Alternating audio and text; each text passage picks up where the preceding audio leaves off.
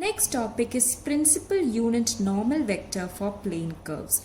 You know what a normal vector is? It is a vector which is perpendicular to the tangent vector. You know that the unit tangent vector has magnitude t is equal to 1.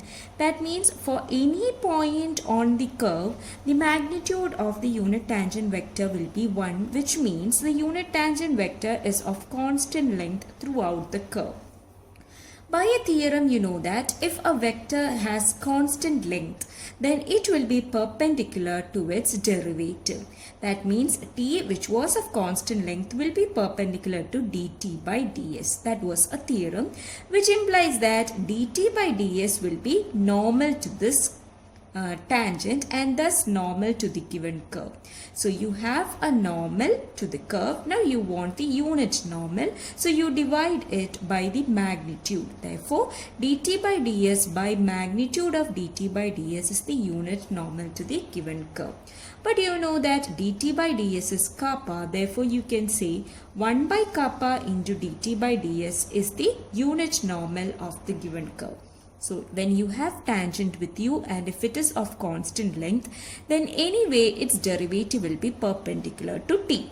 That is a theorem, that is a constant vector will be always perpendicular to its derivative. So you have dt by ds is the normal and thus the unit normal is dt by ds by magnitude of dt by ds or 1 by kappa into dt by ds.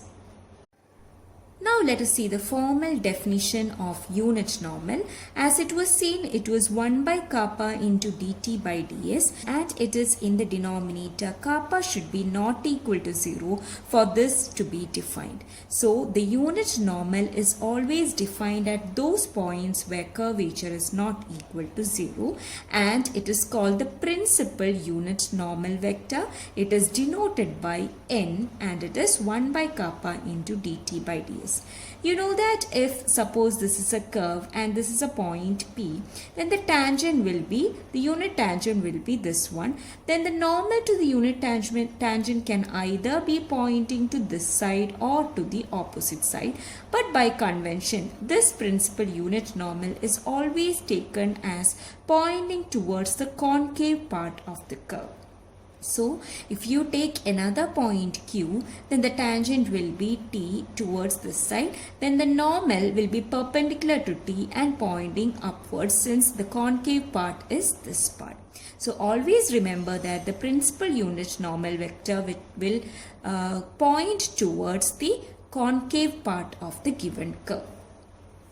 Now n was equal to 1 by kappa into dt by ds or dt by ds by magnitude of dt by ds since kappa was magnitude of dt by ds.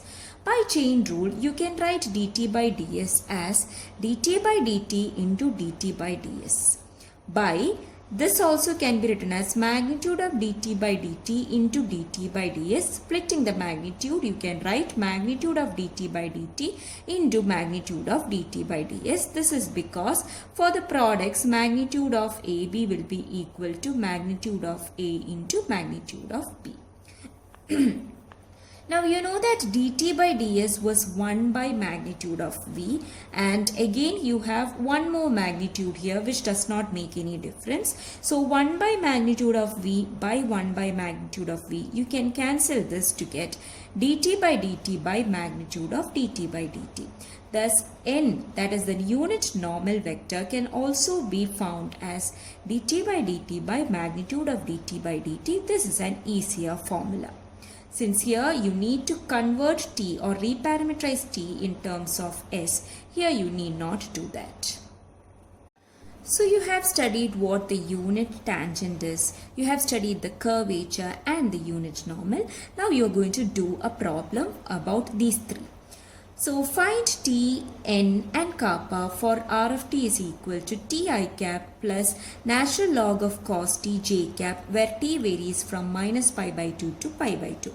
You have been asked to find the unit tangent, and you know that the easy way to find the unit tangent was v by magnitude of v, whereas n is equal to dt by dt by magnitude of dt by dt, and kappa is equal to 1 by magnitude of v into magnitude of dt by dt. So first of all, we have to find the velocity of the given curve. The given curve is r of t is equal to ti cap plus ln cos t j cap.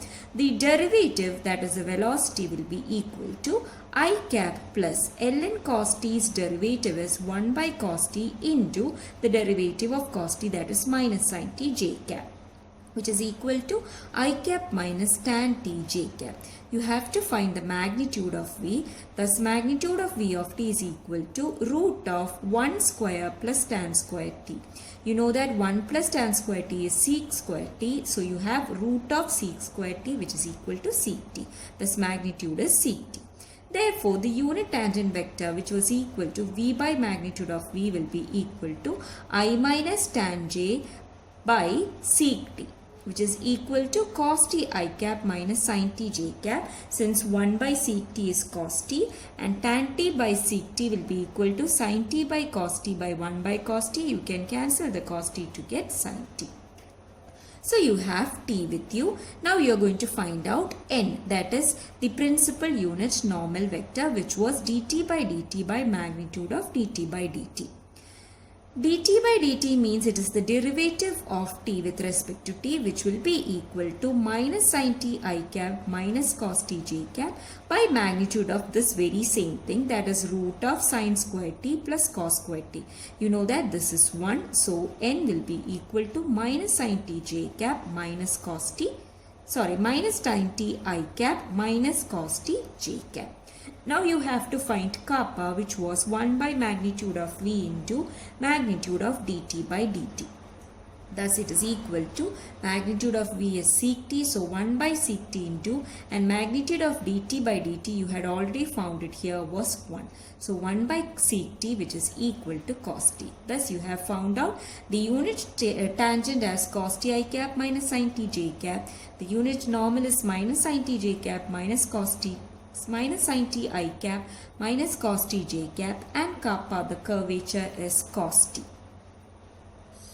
From this question, you might have noticed one thing, that is kappa is cos t and it is not a constant, unlike the kappa for a straight line, which was 0, and the kappa for a circle, which was the reciprocal of its radius. So there are curves whose curvature depends upon the t's that you are choosing.